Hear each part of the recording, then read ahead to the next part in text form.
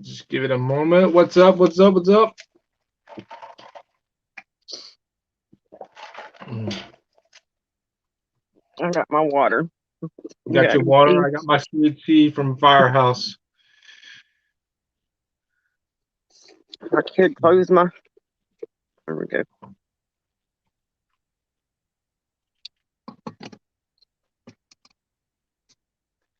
Just give it a moment. Let people sign on. So, how was your day so far?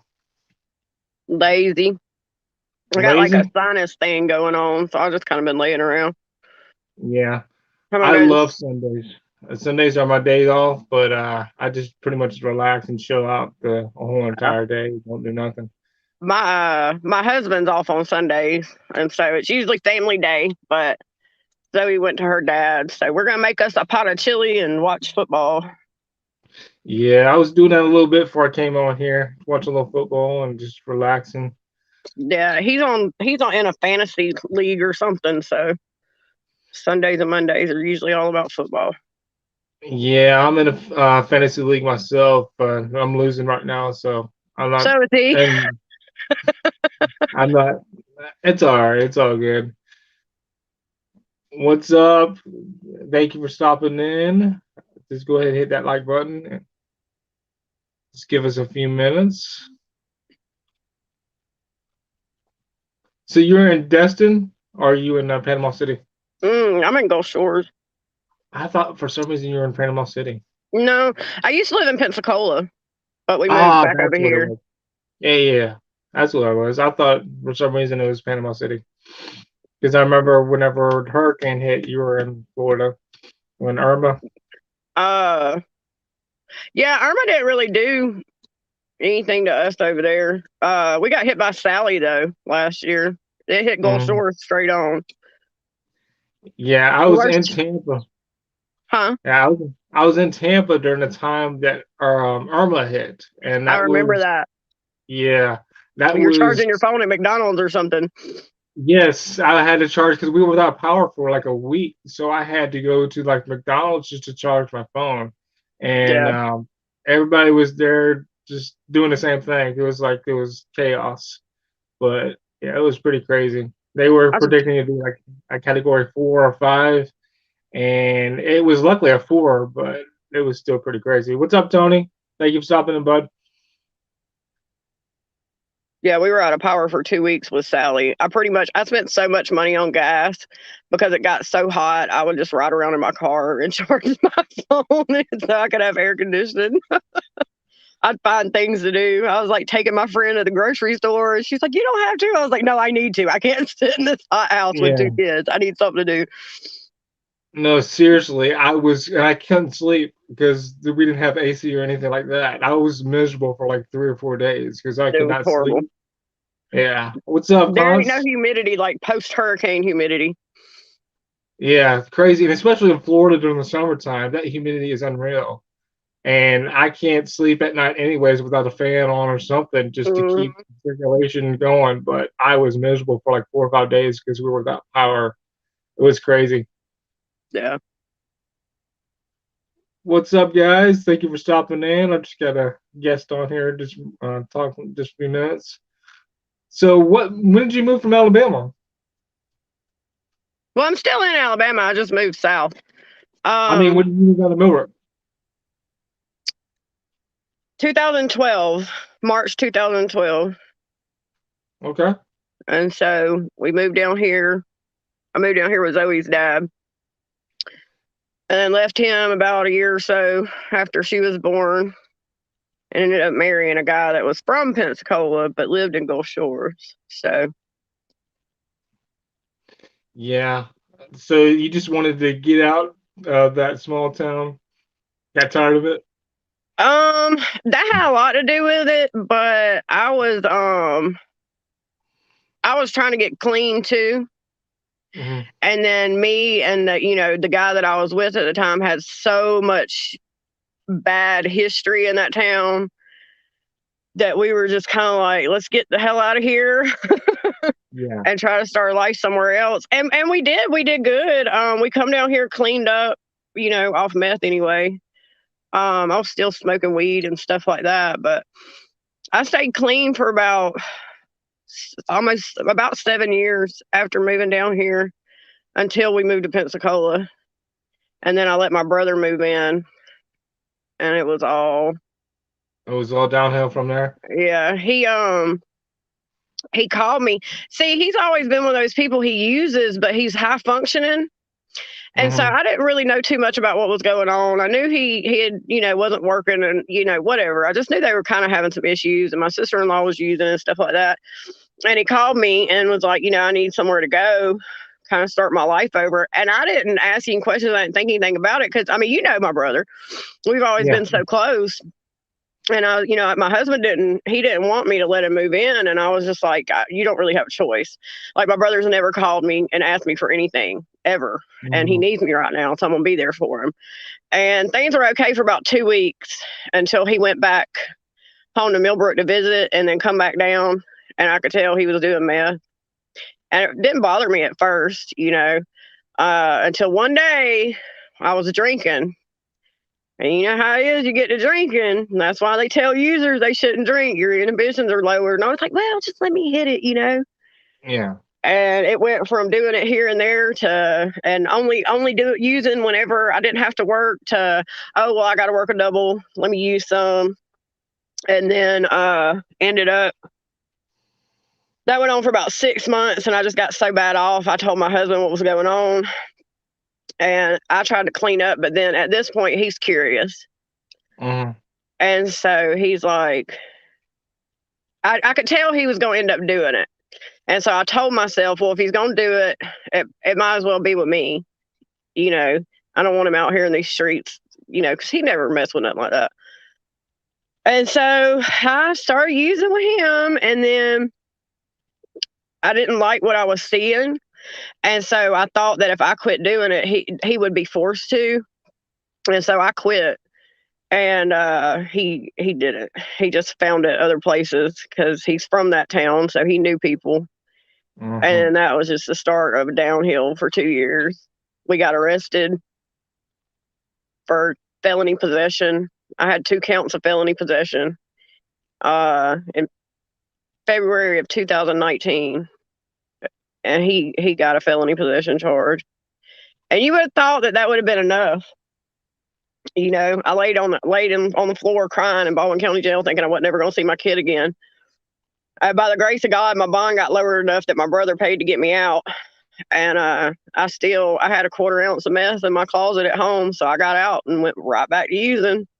Hmm. And then I moved back to Montgomery in about March or April of 2019 because me and my husband just, you know, cheating and all kind of stuff. We wasn't doing good, and so I told myself I was going to move back to the place that I left and try to get clean. And I moved in with a girlfriend who I didn't know it. I didn't know when she told me I could move in that she was on crack. So I ended up on crack. So in order to in an attempt to get off crack, I started using meth again. And then I got pregnant with the baby and moved back down here. Hmm. And a lot of people don't know I was using when I was pregnant, but I was so, deep. I was having a hard time quitting. And so that's why I was like, well, I got to move back down there. And I moved back down here, and I was doing a pretty good job of cleaning up. But, my oldest kid's dad, because me and him used to use together, he knew something was going on, and he called DHR. And that's when that post I made the other day, I went to Hmm. go pick her up from the bus stop, and there was a DHR worker that told me that I couldn't take her home with me. And so 3 months later, I had the baby, and my urine was clean by the time I cooperated with him, but I couldn't pass a hair test. And so when I had the baby, because I already had one kid in DHR custody, I wasn't allowed to take my baby home from the hospital with me. And so I didn't have her for the first 3 months of her life. And I've hit rock bottom before. In 2012, before we moved down here, I Hmm. was homeless. I was broke.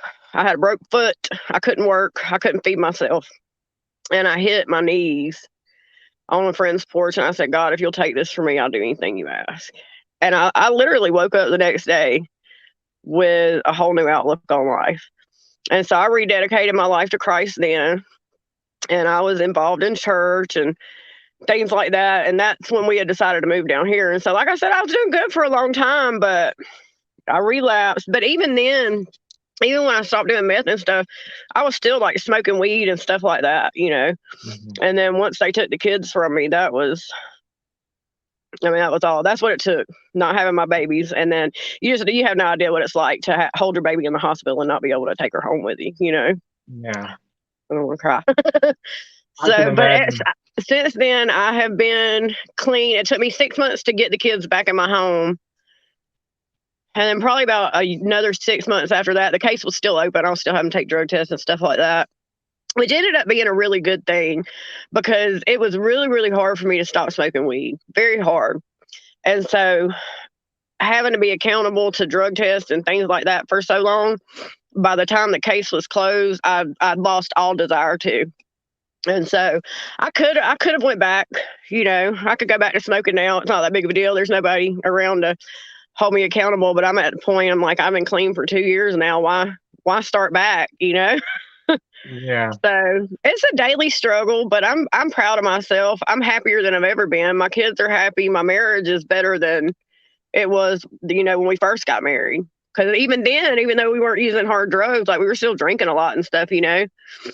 And so it just really goes to show what God can do for you if you just do what you need to for yourself. I give all the exactly. glory to God. I I'm couldn't have proud done of it you. without him.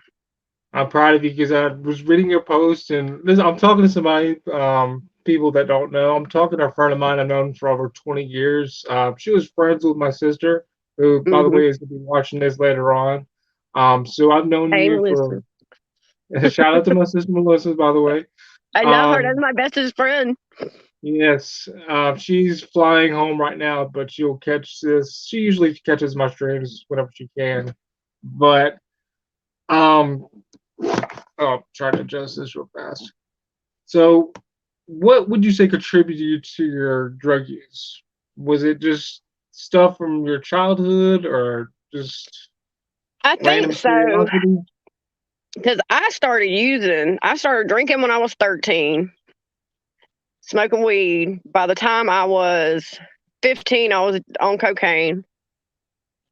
By the time I was 16, it was ecstasy. By the time I was 17, it was meth. And once I discovered meth, I loved it because I Mhm, dealt with, like, my childhood wasn't bad growing up, but my mama wasn't, I love her, don't get me wrong. And I don't necessarily want to talk bad about her, but it took me getting older and especially having kids and many, many years of therapy to realize that she was a little bit emotional and mentally abusive, but I don't think she knew it.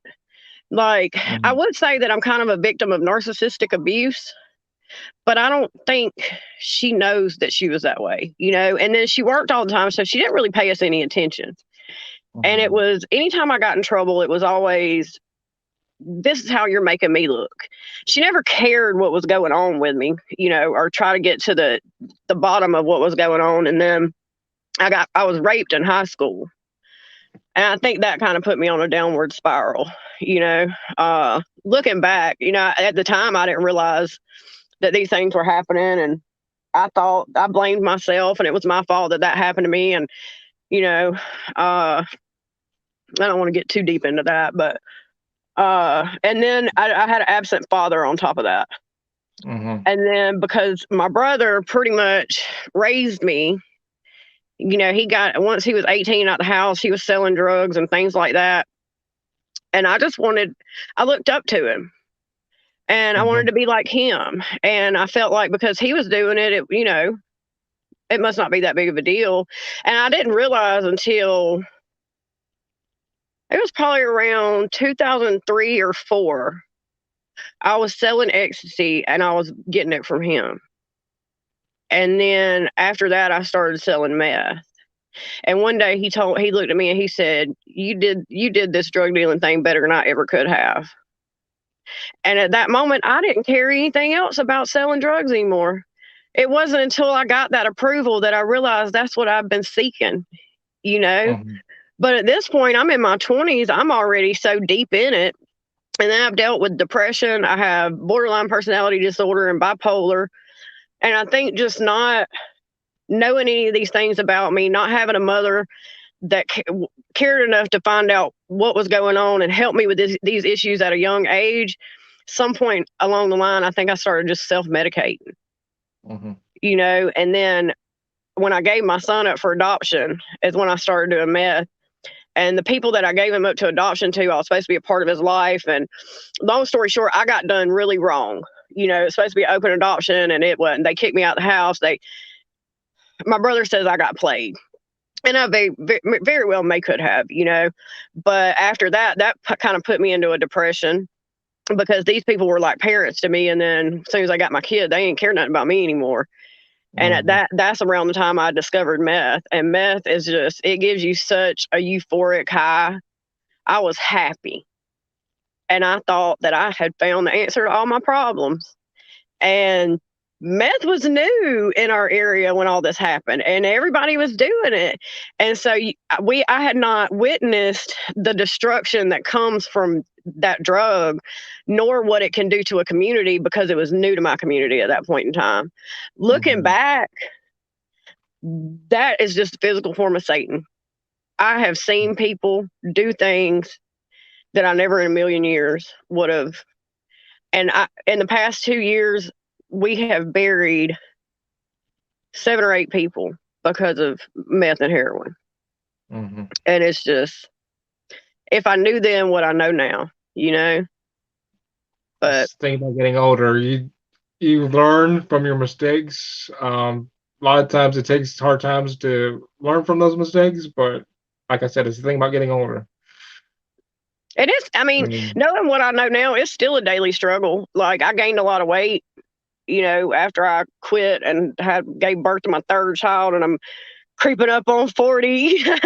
And I've never been as big as I am now. And so that really, it messes with me. It's a foothold the devil tries to use. And if, honest to God, if it wasn't for my kids and my husband and knowing what it would do to their lives if I started using again, I probably gonna be done figured out a way to get a prescription of Adderall or something to assist Mm-hmm. with losing weight. And it's, people quit doing drugs and they kind of trade one addiction for another. And I guess I like food and I love to cook. And so I still struggle with that. I got to keep God involved in my life and remind myself that sometimes those things aren't that important. And if I got to trade a few pounds for a happy life and happy kids, then so be it. But it's still, you know, every day. Yeah, it's all about perception because what people perceive, especially society, as making it. People look down on women that are bigger or whatnot, but like you said, you'd rather do that versus go back to drugs or go back to whatever lifestyle that you were in. Yeah. And I'm from the same place that you're in, so I've lived there like a couple years ago, and the whole town of Montgomery has pretty much gone downhill. Like, it's not safe to go anywhere at night Mm-mm. in Montgomery. It's horrible. So yeah, especially I remember when I was a kid and how Oh, a small town like Millbrook where everybody knew everybody and stuff like that. But to see where it is now to where it was then, it's crazy. Like I something wouldn't go back to live there for something happened. nothing. Hold on. Something happened with the audio. Are you good? You're like, I can't hear you well. Hold on, I'll take you out and It, put you back in. it's like some interference or something.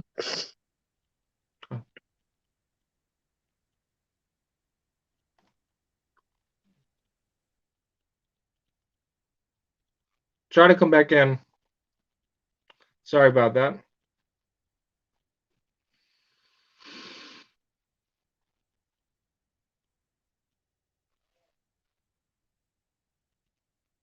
Bear with me. What's up, Emily?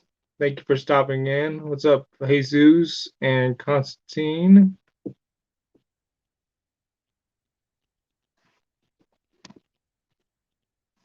Give me 1 second. I'm trying to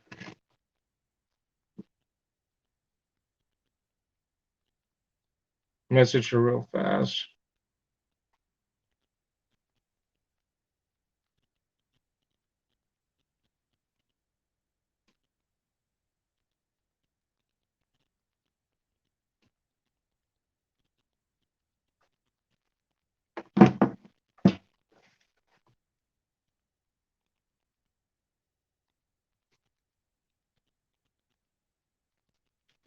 Give me 1 second.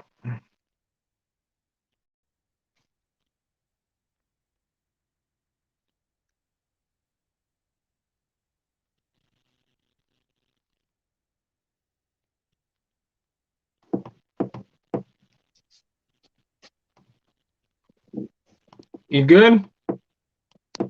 Can you see me? I can't see you, but I can hear you. Okay. Can you? Okay, there we go. There we go. I was Whoops, no. messaging you.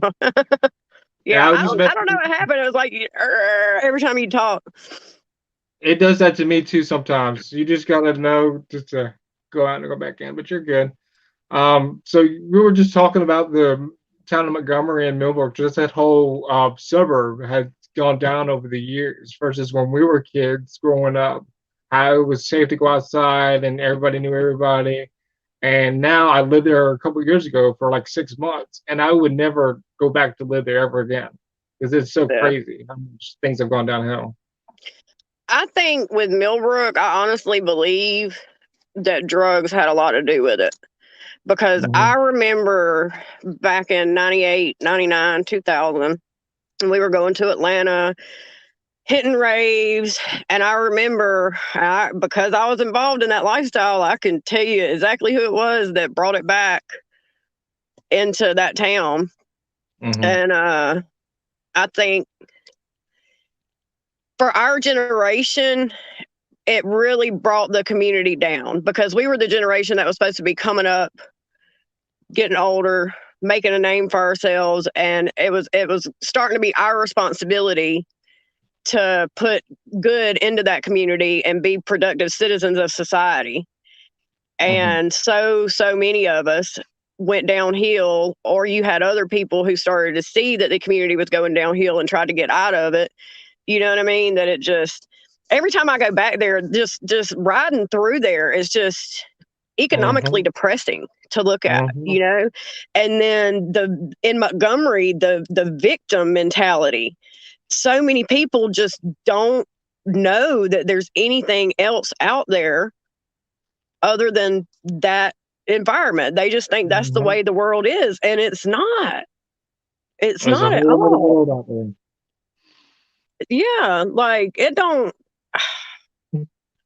It's just it amazes me. But I was blessed when I turned 18.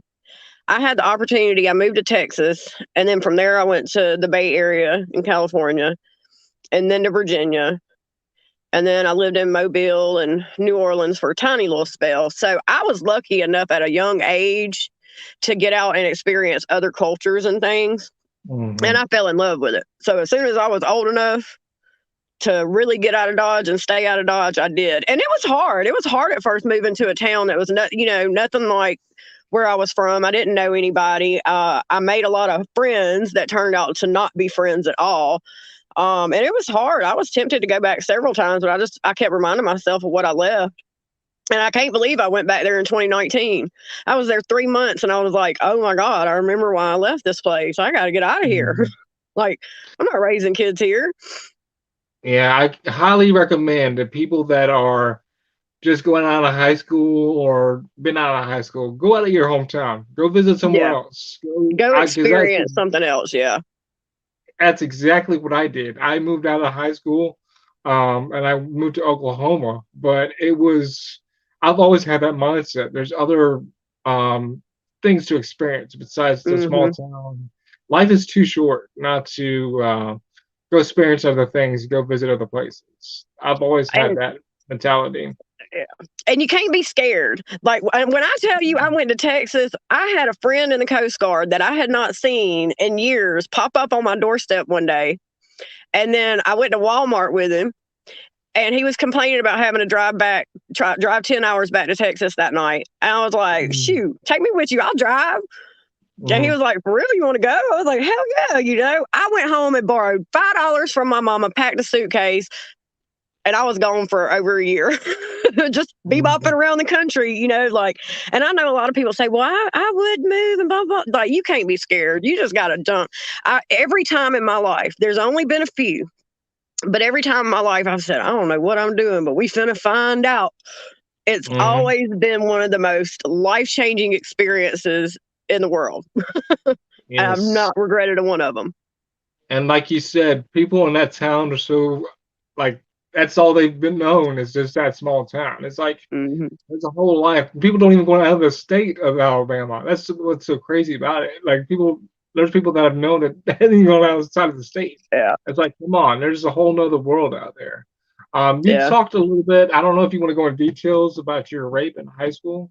Whatever you're not comfortable talking about, you're more than welcome not to share. That's something that I didn't even know. So I didn't know that that had happened to you. I do apologize for Well, that happening. I don't want to go too deep into it, but it was a couple of friends. It was people I hung out with on a regular basis. And it took me for a very long time to even come to the realization or say out loud that I was raped. But I was extremely drunk. And I mean, it's happened to me before in my adult years, but that was a turning point for me. And like I said, it was several years later before I actually dealt with it. But I was too drunk to even say no. You know what I mean? Mhm. And so I just laid there until they were done. And I told myself that it was my fault because well, I shouldn't have been that drunk or I should have been able to say no or you know what I mean? Or and Mhm. because I just laid there and let it happen, it wasn't what it was. And like I said, I was much older and I didn't tell anybody about it until I was in my 20s and I told Zoe's dad about it, and then I've talked with it about it through therapy and things like that. But it's very violating. And there was you may remember this happening, but there was one time we were at a party somewhere on Rose Hill Road. It was New Year's Eve. It actually snowed that night. And I went outside to smoke weed with all these guys, and they circled around me and like put me in this circle where I couldn't get out of it. And one guy pulled his stuff out, and another one pushed my head down, trying to force me to perform oral sex on him. And I bit him, and he screamed, "Oh, that bitch bit me!" And they moved Mhm. back, and I took off. I ran inside. I got my girlfriends. I was like, "We got to go," and we left. Well, when we showed up to school after that, there's a rumor floating all over that I was in a circle performing Yeah, oral yeah, sex on all these guys at a yeah. party. And I was pissed. And a lot of people like just believe that. You know what I mean? And so, and that does something to a 15-year-old girl, and especially to have to knowing that's not what happened and then having to go to school and hear about it, and it was bad. Especially because I probably unfortunately know the people that did it just because it was Hmm. just on top of a small town in high Yeah. school.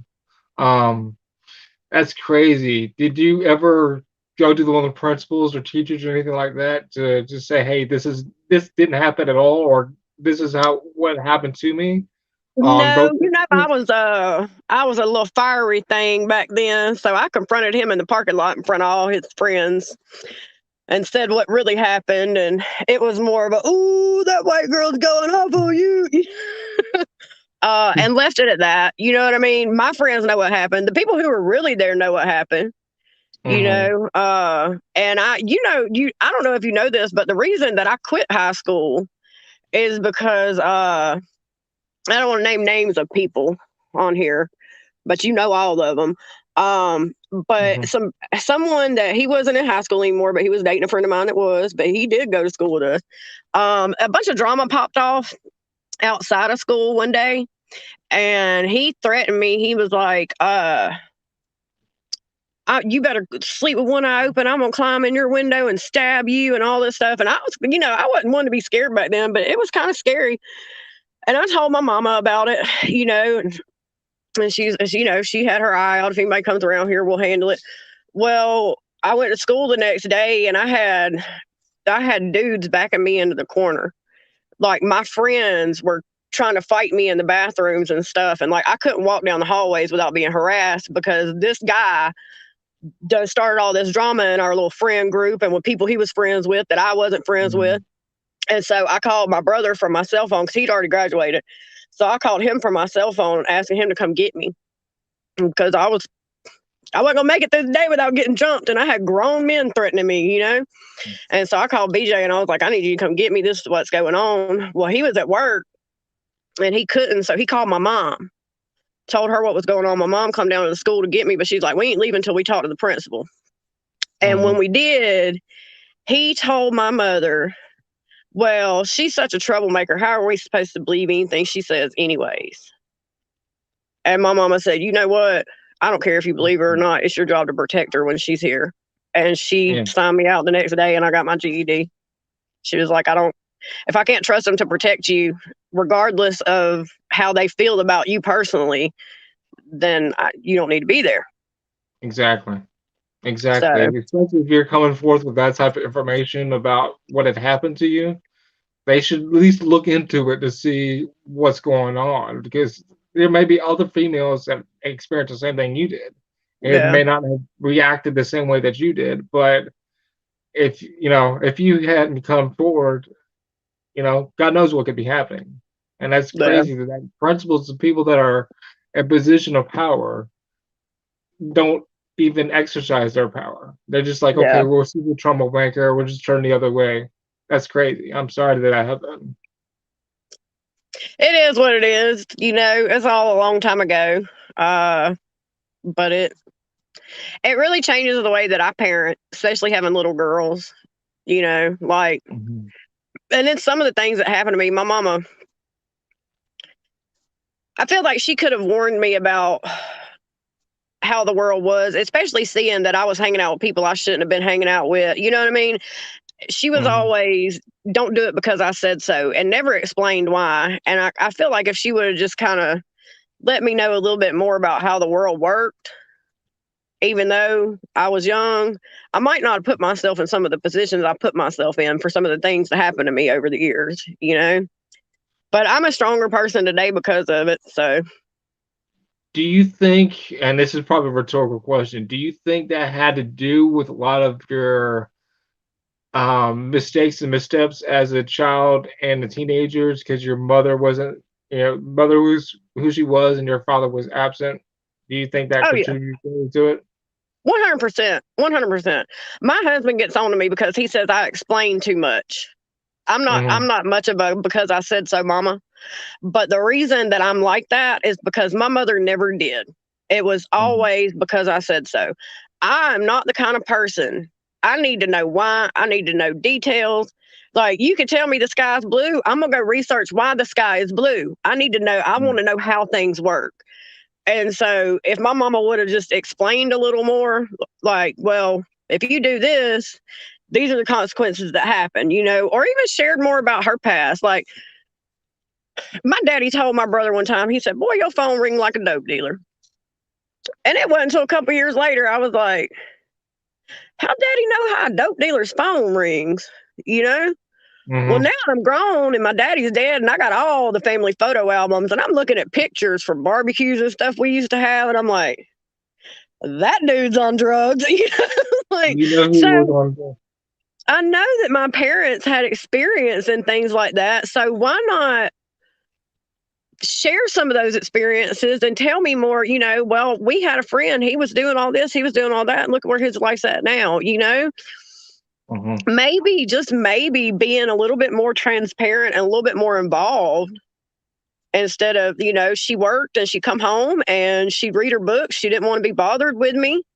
We stayed in our rooms. She never knew what was going on.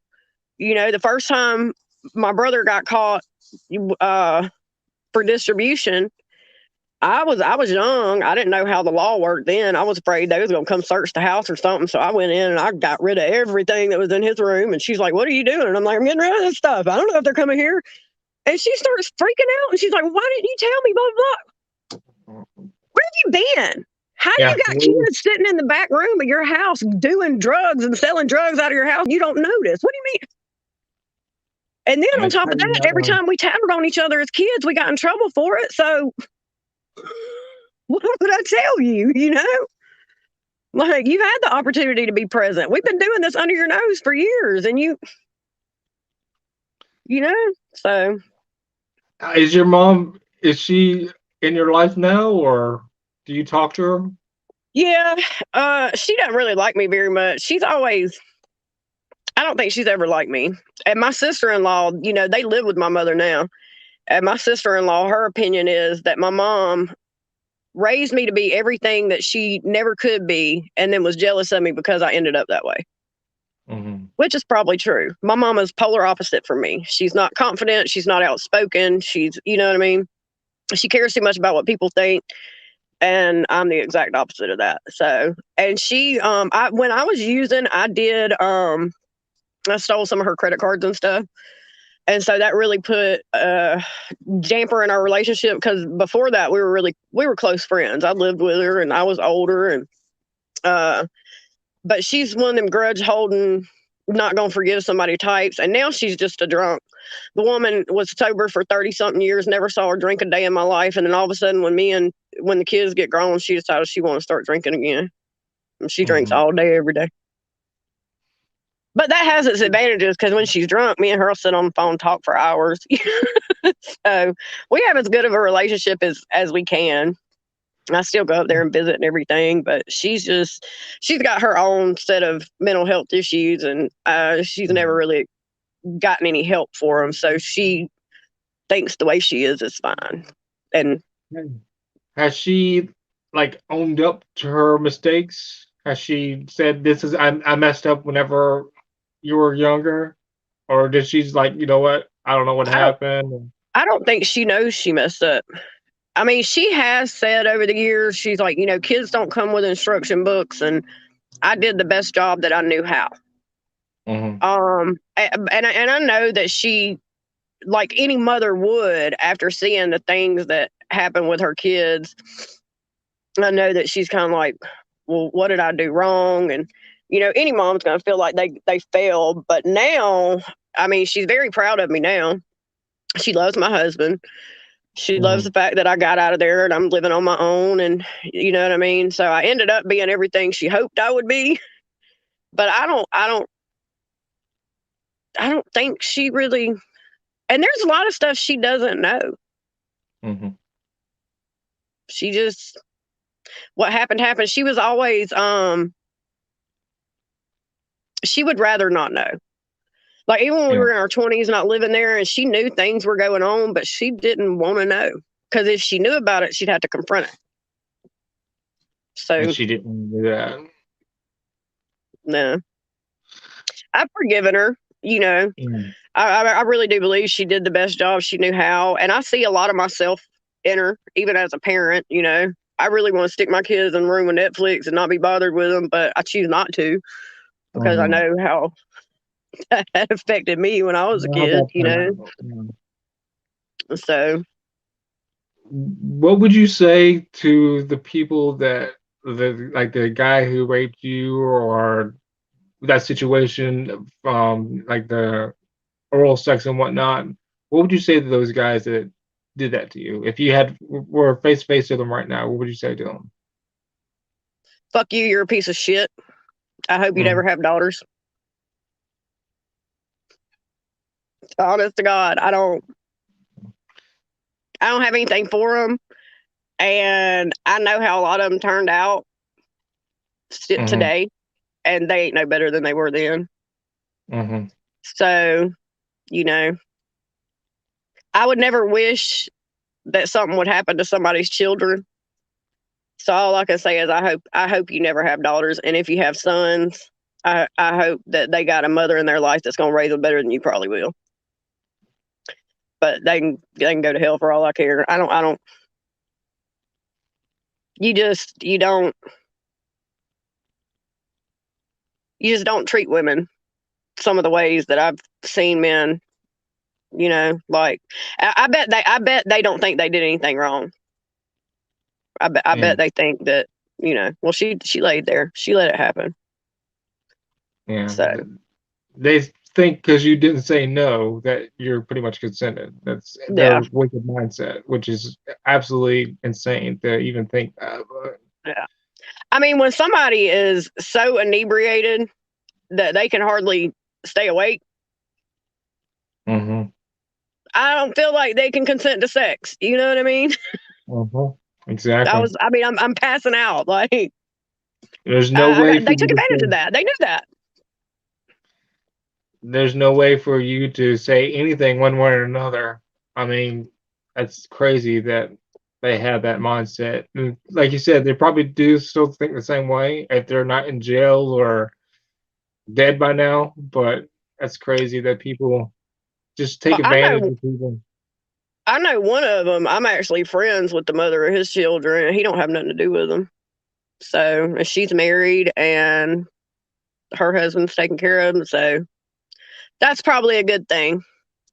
The other Hmm. one, I don't even remember his name, and another one, he moved away in high school, and I never heard anything about him. Never even seen him on Facebook. Don't even know if he's still alive. Yeah, that's crazy. I knew some things about your life, but I didn't know the details. And I didn't know that had happened to you. Like I said earlier, I apologize. That's it's crazy. No woman should ever have to go through that and experience the things that you've experienced. You're strong, you're brave, you're a survivor. I'll say that out in the open. Like Thank you. I have so much respect for you for even coming on right now and telling people that you don't even know their story. What would you say to other women who might be going through the same things that you did? It's never your fault. It's never your fault. I've been in physically abusive relationships. I've been in toxic relationships. I have been mentally abused. It's never your fault. No, you're not crazy. You're allowed to stand up for yourself. No matter what you were wearing, how drunk you were, it is men's responsibility to take care of women and children in this world. And any man that can take advantage of a woman, even if it's not a situation where she's inebriated, you know what I'm saying? That's Hmm. that man's fault. Especially if you're in a position where you can say no and they don't stop. I don't care if it was consensual to begin with, and halfway through, a woman says, "You know what? I don't want to do this anymore." A Stop. man's supposed to stop. And it's there for women out there, there is help. Whether it's just a situation like, you've been raped, or if you're in an abusive relationship, the hardest step is making the decision to move on and leave that behind you. For me, with that situation in high school and all that, I ended up seeing a therapist, and I kind of worked through it. It'll always stick with me. Um, and I'll always have some anger toward the people who did it. But Hmm. processing through it in therapy and realizing it's not your fault. And it's not really anything to be ashamed of, even though I still kind of am. The whole Me Too movement, I wasn't one of them people out there saying, yeah, me too, this happened to me. Hmm. Because there is a little bit of shame that comes along, because that's society's fault, I think. So many women don't get believed, or get told, well, she brought it on herself, she was wearing that. I actually got into it with my brother about that one day. I said, so you trying to tell me that if your daughter was wearing a short skirt and something happened to her, you gonna look at your daughter and tell her, well, she shouldn't have been wearing that? Exactly. I really don't know what I'd say. Just no matter what you're dealing with in life, what be it past abuse, drugs, anything like that, the most important thing anybody could ever do for themselves is have a relationship with Jesus Christ. Hmm. Because anything that can't be done on this earth can be done through him. You know what I mean? You can overcome things. God will take a test and turn it into a testimony. But if it weren't for my relationship with the Lord, I would not be where I am today, mentally, financially. You know what I'm saying? Like, I'm a stronger person and all this, but I didn't get that way on my own. I got that way through my faith. And there's a therapy can only do so much, but the best therapist in the world is up there. and in Mhm. that Bible, you know. So It's good. It's awesome that you're there, or you turn your life around and you seek therapy, and you're trying to take what it things that you've gone through and turn it into good. That's speaks a lot about you. Um, and you've been sober for 2 years. Have you had temptations to go back, or just wanted to remain yeah, clean? but not. It hasn't been that bad, you know. It makes it easier because I'm not.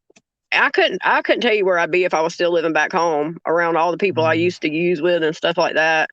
But anytime I was ever living here in Baldwin County, I wasn't ever using hard stuff. And when I was using weed, I was selling it. So um, I don't have to deal with being around people that use and things like that. Now, when I go back home, I get around some of my family. I have to tread lightly and be careful where I go, who I see, and how long I might stay around them.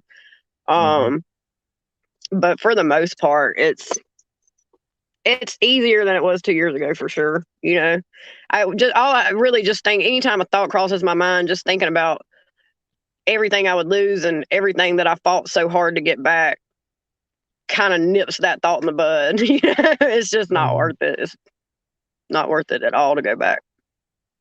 So going forward, have you have you had people reach out to you that's gone through the same things you did, or some of the same struggles, and have you been able to uplift Not them and try to encourage them, or? not really. But mainly because I don't really share like that post I put on Facebook the other day. Hmm. That's the first time I put anything on Facebook about losing my kids. The people, like, I'm very involved in my church, but none of them even knew I had the history that I had until my best friend David died from an overdose in May. And I made a post back then Hmm. um, with his picture and all the other people we've lost over the past, year or two to overdose, and kind of spoke out. Uh, but I deal with a lot of shame, and it's embarrassing, you know. Hmm. Um, so I don't really talk a lot about it. Now, I did have one friend a couple months ago. He was having trouble with alcohol, and he reached out to me.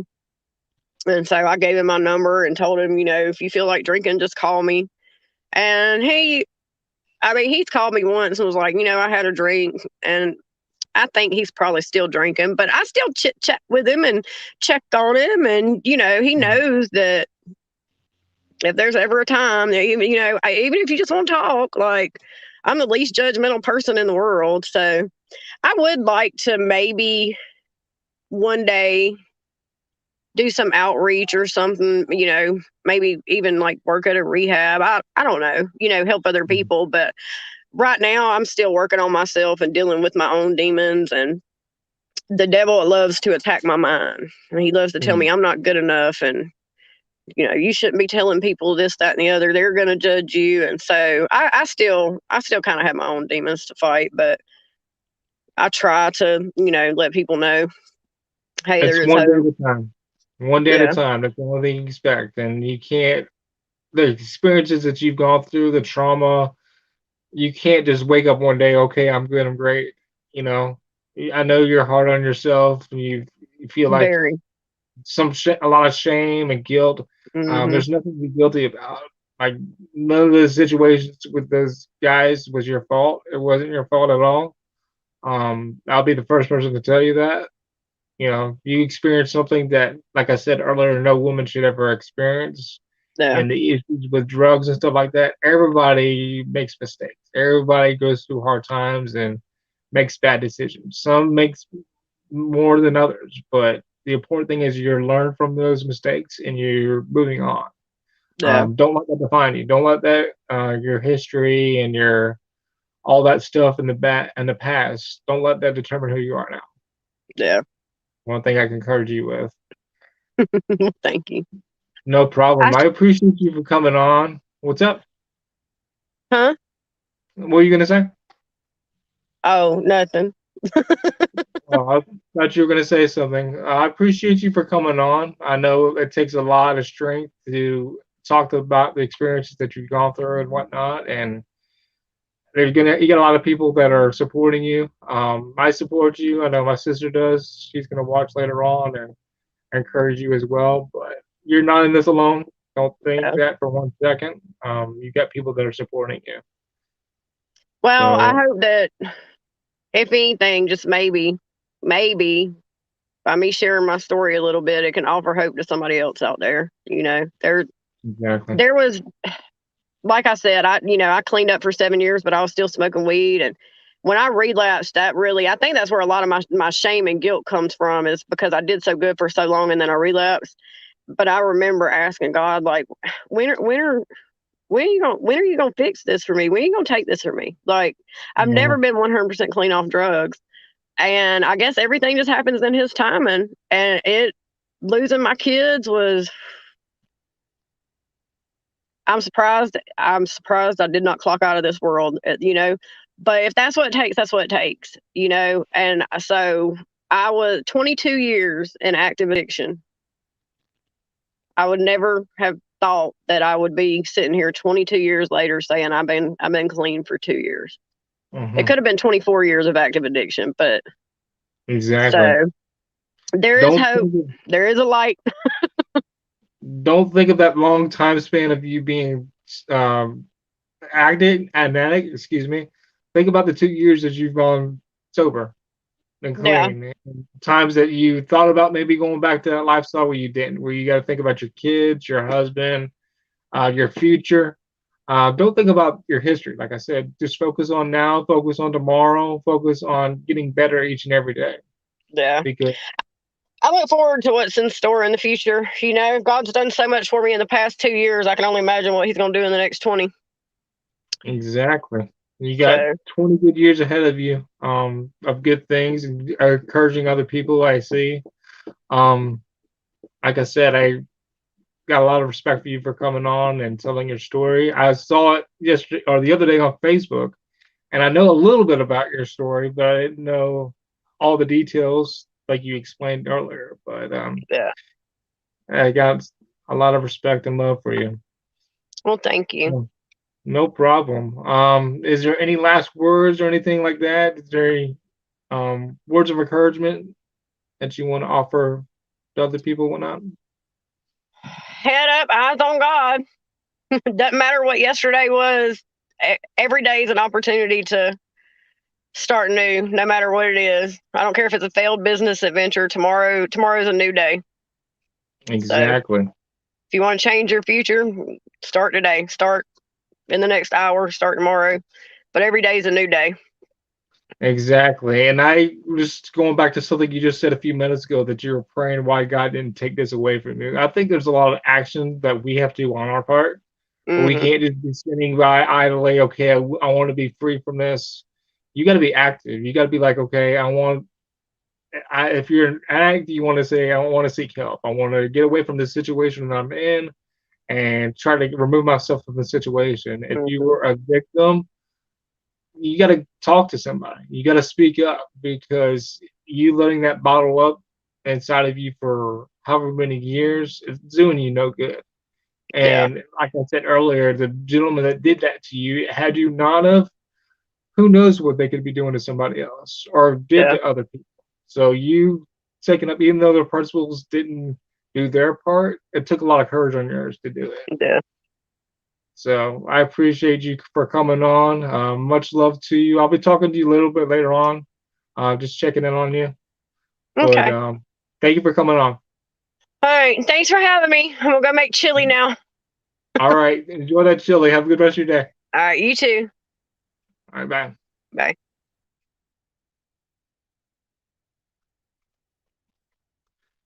So that was a friend of mine who I've known for over 20 years who is a survivor. She's experienced a lot of drug addiction. She's experienced a lot of things that have happened to her in her past from circumstances of men and whatnot. But she's a survivor. She's she's strong. That's the only thing I could say. Thank you guys for coming in. I know there's only a couple people in here. I think Alex had a live, so that's probably why other people were not in here. I think he's got a catch or something. But I just want to let somebody know, or not somebody. I want to let you guys know I will be on Wednesday.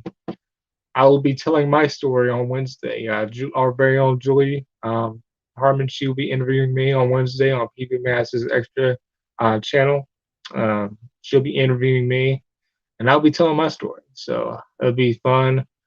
She's been a supporter of mine since day one. I've even interviewed her myself. So if you haven't checked out her interview that I did with her back in August or July or something like that, check that out. But she'll be interviewing me on Wednesday at 11. I look forward to that. And then I will have, bye. See you later, Kat. Thank you for stopping in. And then I'll have Ray from White Guy Wednesday sometime this week or next. We just got to work out a time and place. But thank you guys for stopping in. Enjoy the rest of your Sunday and be blessed. Much love, everybody.